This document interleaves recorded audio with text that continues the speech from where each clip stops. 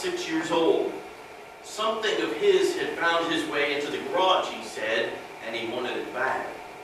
Well, upon opening the garage door, I noticed two additions: a baseball and a broken window sporting a baseball-sized hole.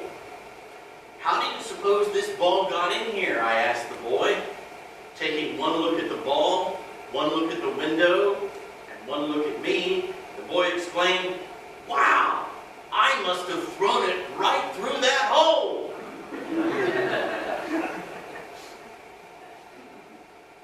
Talk about seeing things differently. He's about as creative as a lawyer, isn't he, Dick?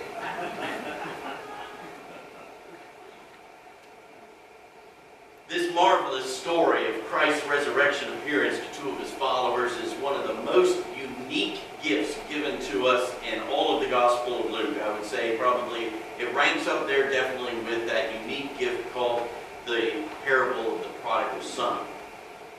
Some commentators on the stories of the resurrection appearances believe that this may represent the full story of what Mark refers to in Mark 16:12, when he says, after the resurrection, Jesus appeared in another form to two of the disciples as they were walking in the country. And I think that that's always spoken to me, along with the paintings that you'll see of the Walk to Emmaus. Have you ever seen that painting? I like the country. Bring this picture up there, Liesl. I spent many minutes of my life walking, biking, and driving down a one-lane gravel road through the beautiful farmland that was my grandfather's farm. We spent many hours walking, riding bikes, and we spend many hours of our life on the road, don't we? Many more of them now we know in cars rather than bicycles or on our feet. I saw in the research that was put together by the AAA Foundation for Traffic Safety, it said that the amount of time the average driver spends behind the wheel each year is equivalent to 7 40-hour weeks in the office. I'm sure that's practical. But time on the road doesn't have to be wasted time, does it? Even when we're driving alone, thanks to mobile phones, we can catch up with somebody during that time when we're caught in the latest tri-state traffic mess or road closure or something like that.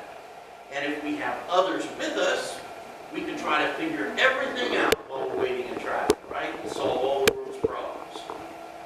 I have learned that a road trip is a great time to get young people to open up. The experts say that there is something less threatening about back seat, front seat conversations that seem to open up possibilities that a face-to-face interrogation with your kid is just not going to bring out. Honest feelings come through that weren't named before. And I think Moses knew this. You can just do that now. Honest feelings might come through that weren't named before. Moses knew this, and in Deuteronomy 6:7, in that part of the Shema, he says to Israel, "Teach these commandments to your children. Talk of them when you sit in your house and when you walk by the way." And today we're invited to eavesdrop on a journey into the country. Our traveling subjects are two followers of Jesus who are quite distressed. It's not entirely certain where the village of Emmaus would have been that they were going to.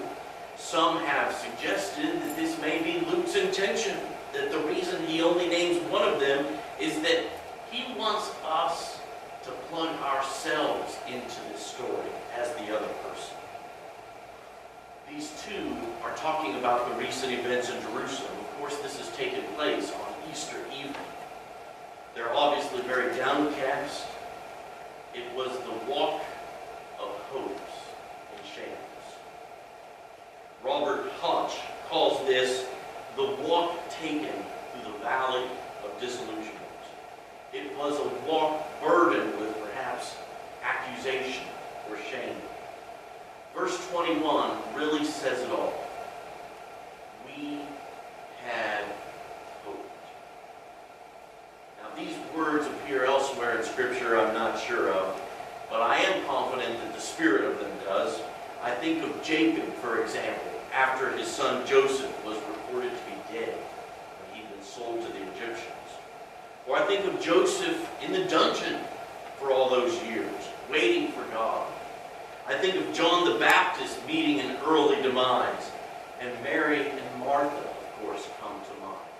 And Lazarus too.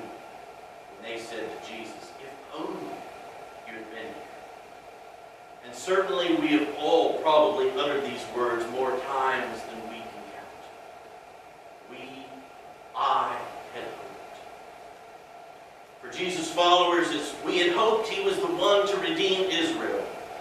In their minds, with Jesus' shameful defeat on the cross, their hopes were completely dashed.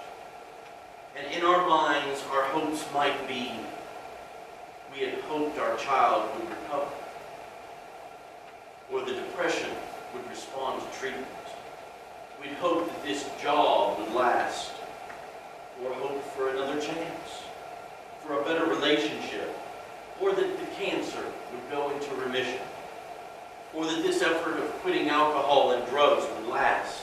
On and on and on we could go and name, I had hoped for, or we had hoped for. Few things are more painful in our life than dashed hopes, right? Jesus understands that. And that's why his first order of business when he comes upon these disciples is engaging, listening to them. He comes along them and asks them to speak and to tell him what was happening. And before we talk, before we explain, we come alongside and we listen to where the other is at. And I have to tell you that that's probably one of the easiest things in conversation and relationship to skip through, especially if our personality is that of a fixer. Especially if we are more of a task-oriented personality. I think Christine might have read some of my message here at this point, I'm not sure. If it sounds like I know something about that, it's because I do. And I have to name that as one of my own personal struggles. I'm doing better than I used to. I used to think if Christine, for example, was sharing a problem with me, well, it must be because she wanted a suggestion out of my vast storehouse of suggestions and ideas to fix things. Well, I've learned after 11 and a half years of marriage and 14 years of ministry that, I don't want to stereotype here, but especially with women, that's not going to work most of the time. Maybe with some men it'll work okay, because we tend to be those fix-it type personalities. But the struggle that's being voiced is just often being voiced searching for someone to listen. And that's why we need to follow Jesus here.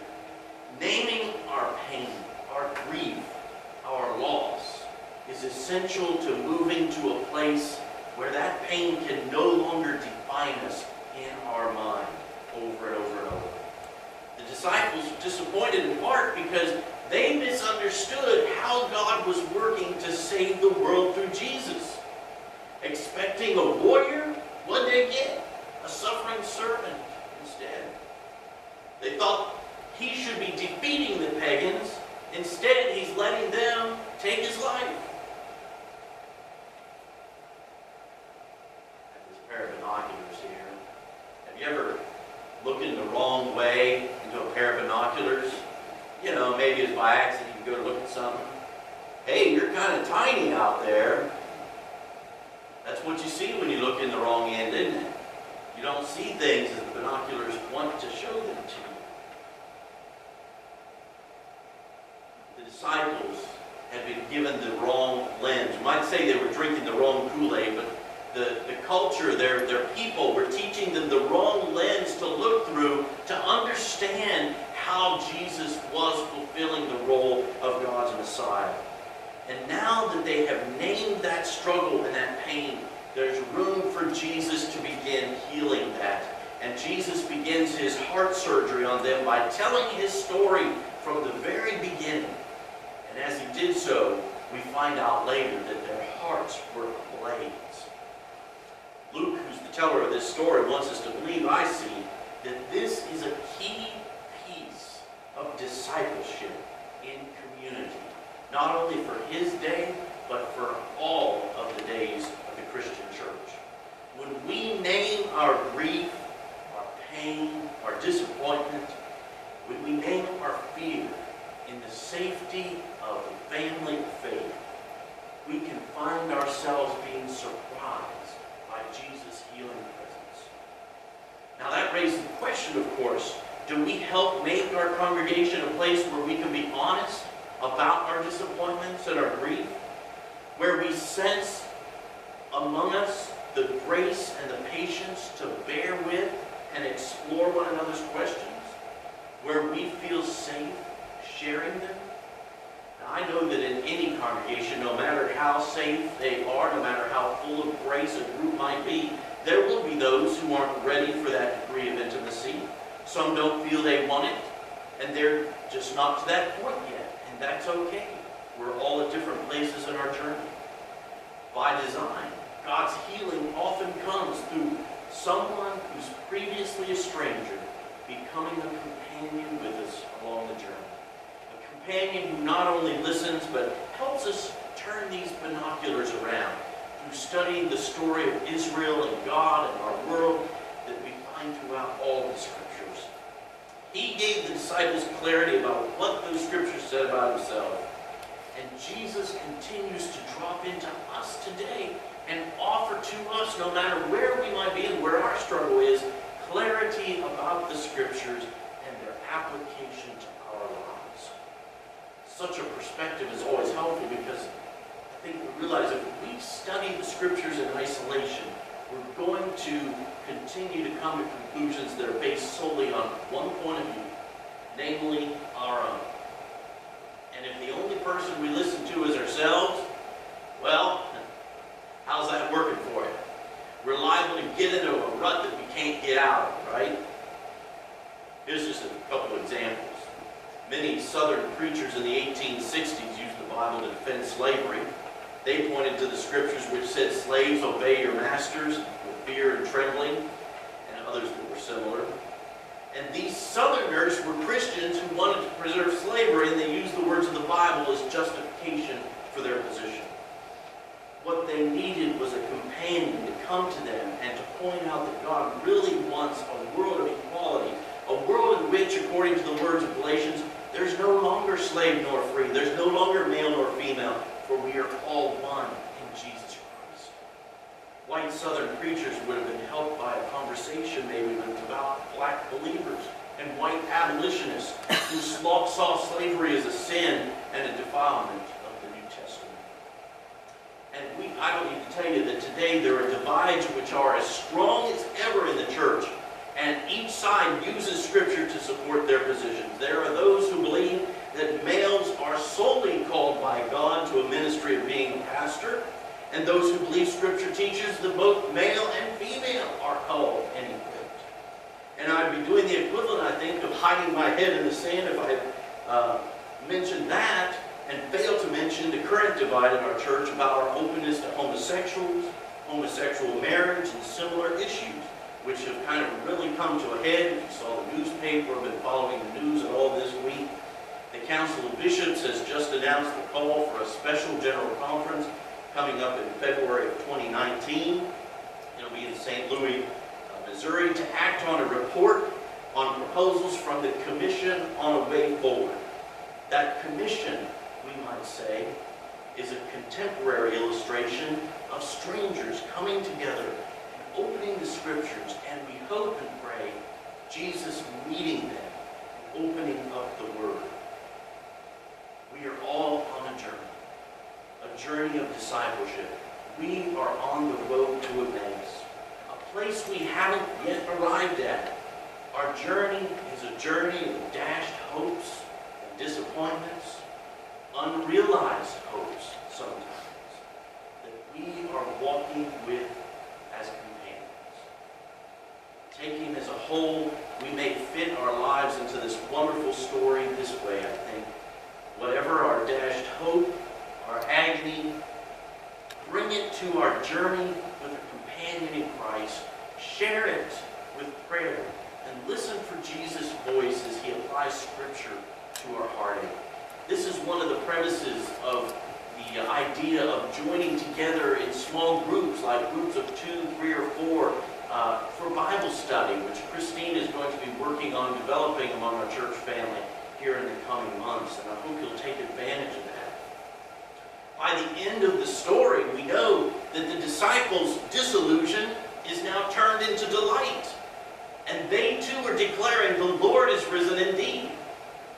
Now, your end of your story of disillusionment is going to be different, of course, unless your struggle is also like theirs was, struggling to recognize how Jesus' death could mean victory. Then it could very well that statement of faith would be the end of your story. Or it might be something else. The length of all of our journeys is going to be different also. It's a journey of struggling, of wrestling. Some of us need a longer journey than others. Maybe it will be that some of our struggles will never completely finish with. But Jesus is going to continue to walk right alongside of us and our companions until that day when we also see what Jesus sees. And I pray that we would find in our church family a safe place to share, to listen, to doubt, and then finally to arrive at joy. Let us pray.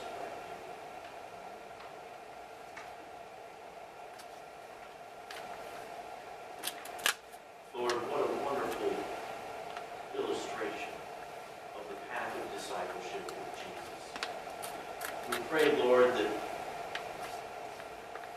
whatever it is that we might be seeking vision to see, that you would come alongside of us today in our yearnings, in our disillusionments, in our hopes. May Jesus once again share his word with us again today till we're led to victory. We ask this in Jesus' name.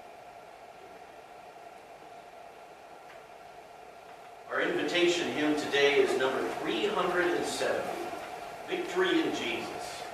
Today, as we respond to God's word, if the Lord has spoken to your heart through the word today, and you're wanting to come and just commit yourself anew to God at the altar rail, or offer a prayer of intercession, or whatever prayer might come to your heart, the altar rail is